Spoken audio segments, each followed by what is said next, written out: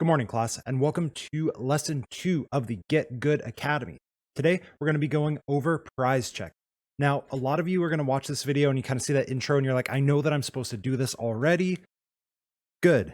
You should be doing it, but I'm going to explain why, and it might be reasons that you don't expect. So I highly suggest just go ahead and take a look at it anyway and follow along, and you might get a few pieces of information out of here of like why checking your prizes is so important, as well as a few tips that I have.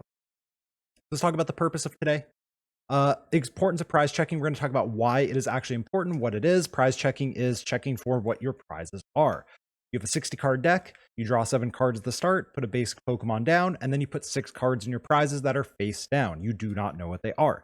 This gives us a chance to figure out what are those cards, and we can use that information in a variety of ways. We're going to talk about what are the ways we can use it.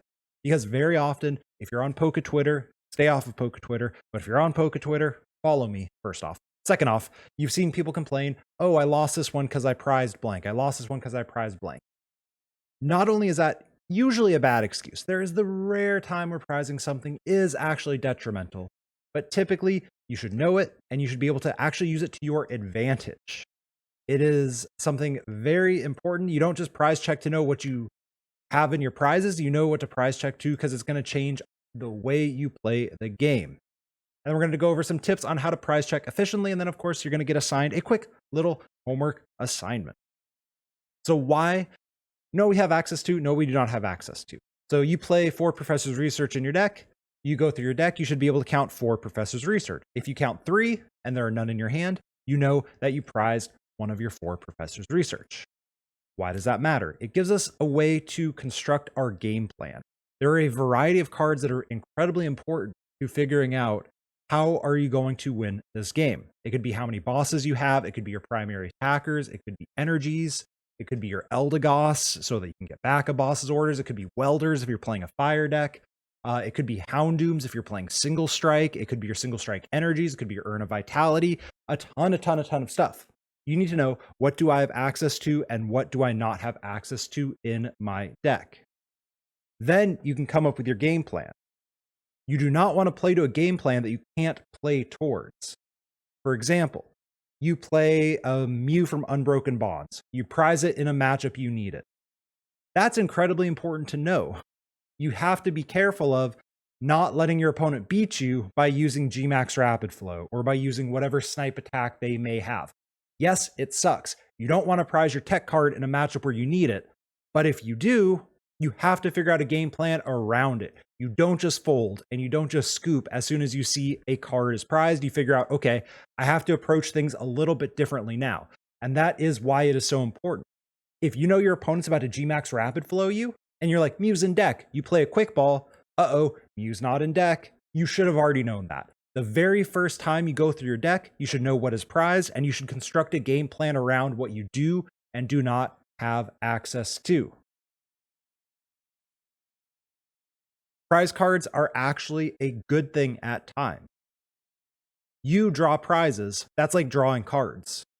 Unlike when you top deck a card for turn, or you play a Marnie into 5 unknown cards, if you take 3 of your 6 prizes, you should have a good idea of what you're going to draw.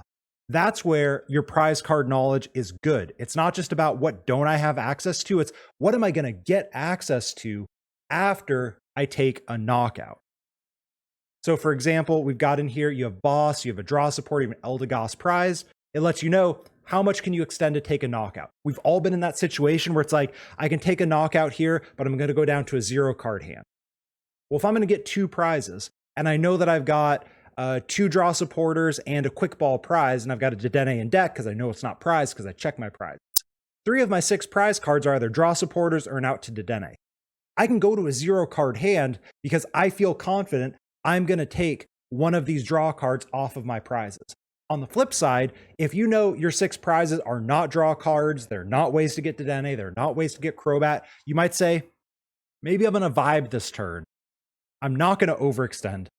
I'm not going to take this knockout. I'm going to take a different approach into the game. Knowing what you're going to get off your prizes is incredibly important, or knowing what you're likely to get off of your prizes. You have extra resources like switches, bosses, energies. Maybe you know you need an energy for next turn. got energies prized, sometimes taking those prizes can be good. So once you kind of figure out how you're going to win the game, you can say, all right, I'm going to take 2-3 prizes here. I am going to likely draw this. That means next turn I can do this. Normally, you don't get that advantage. Normally, you don't get to Marnie into 5 cards and know what you're going to Marnie yourself into. If you take a VMAX knockout and draw 3 cards, you should have an idea of what those 3 cards are going to be. And you can say, all right, this turn I take a knockout. I'm likely to draw X, Y, and Z off of my prizes, which means next turn I can do this.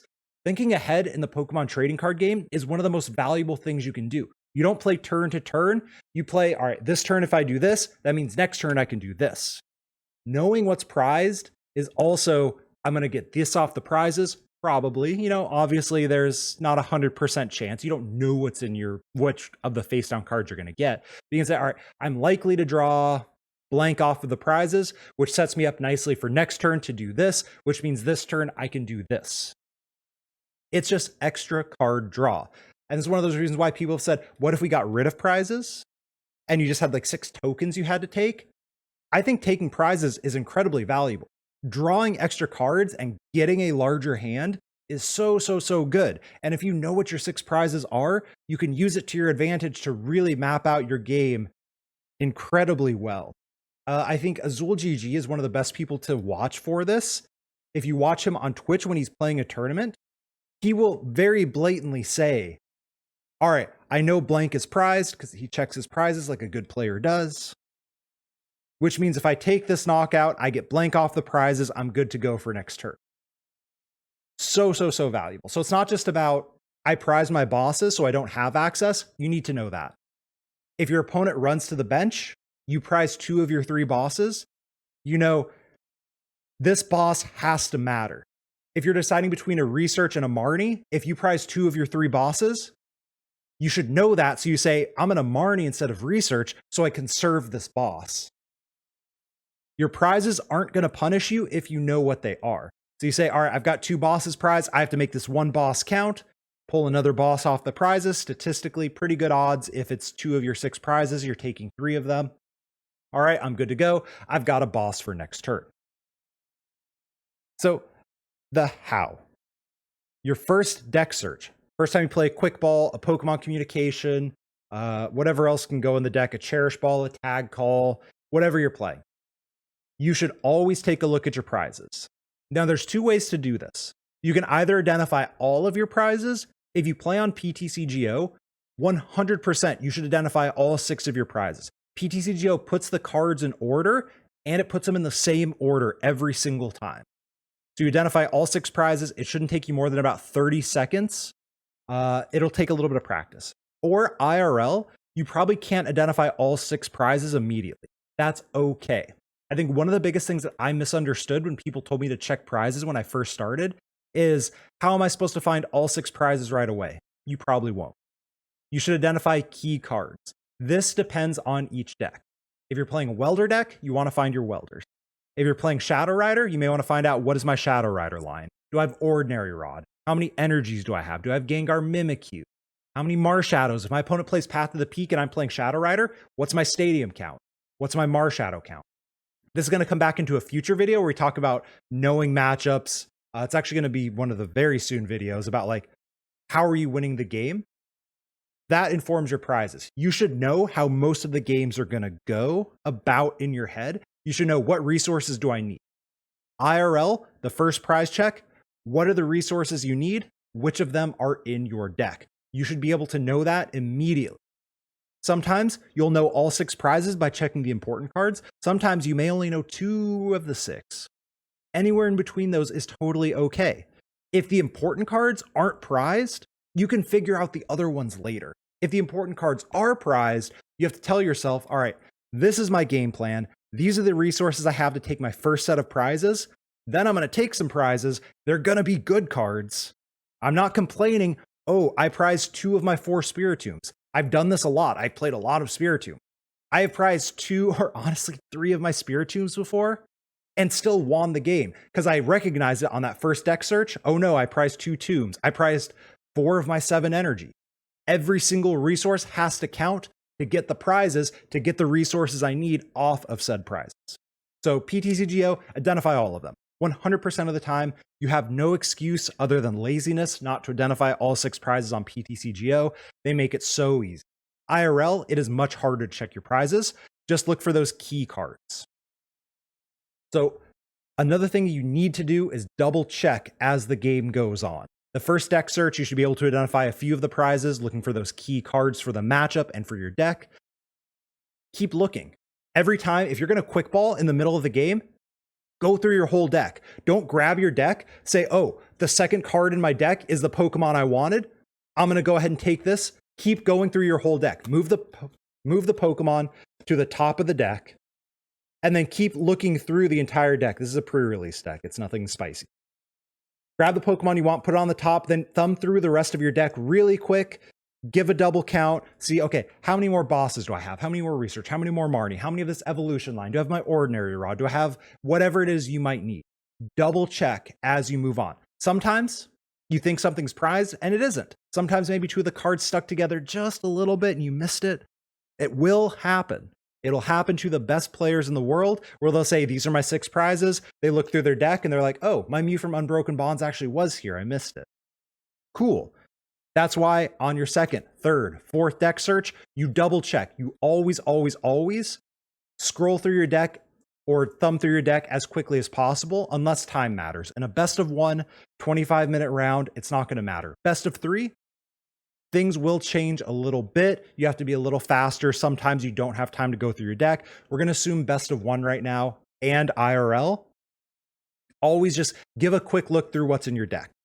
Sometimes too, you'll miss a prize or 2. That's fine. You've had plenty of games where it's like, there's 4 and I can't figure out the last 2. Every time you look in your deck, you can make these mental notes. You don't even have to do mental notes. You can write down on a piece of paper, these are my 6 prizes. That is 100% allowed. All that it has to do is be legible enough so if a judge asks to see the piece of paper you're writing on, they know what it's supposed to mean. So that's another option. If you're someone like, oh, my short-term memory sucks, that's fine. Write it on a piece of paper. It takes 10 more seconds at most once you kind of learn the shorthand of how you're going to do it. So your homework's incredibly obvious for this one. Practice. In-game, sure, but practice outside of the game. This is more important. There's other stuff in the game we're going to focus on later. PTCGO, there is a test deck function. If you go to the deck manager, there's a test deck button. Click it. Just go through whatever deck is your favorite and see how quickly can you identify all 6 prizes. Go through, count, write down, whatever it is you need to do. Whatever deck it is you want to play, do it on PTCGO, find all 6. PTCGO, once you're used to it, once you know your deck, 30 seconds at most. When I played Pikarom a whole bunch, getting ready for the Players' Cup, all that, I checked my prizes every single time with Pikarom in the Players' Cup keys, less than 15 seconds. I never got dinged while checking my prizes. It's so fast on PTCGO. Do it a few times, you're going to get good at it. Then use that knowledge to figure out, what do I have access to? What am I going to draw when I take my prizes? All that other stuff. These are other questions you should be asking yourself before you take prizes. What am I likely to draw? How does that set me up for next turn? IRL, whatever deck you have, sleeve it up. Just put out a test hand, put out some test prizes, and then slowly go through. Start with identifying key cards. I prize this many supporters, this many energy, this many of my attackers, and see if you can eventually get up to the point where you can identify all 6 prizes. I suggest doing it not on the clock, not in a game, because it will help you get better, get more repetition as you're doing it. So again, our key from this, your homework is to practice. Practice not in a game. Then when you're in the game, you should be quick at it. You're like, I've got this, I've got my prizes. It becomes a habit. Then you can start to acknowledge, what do I have access to in the game?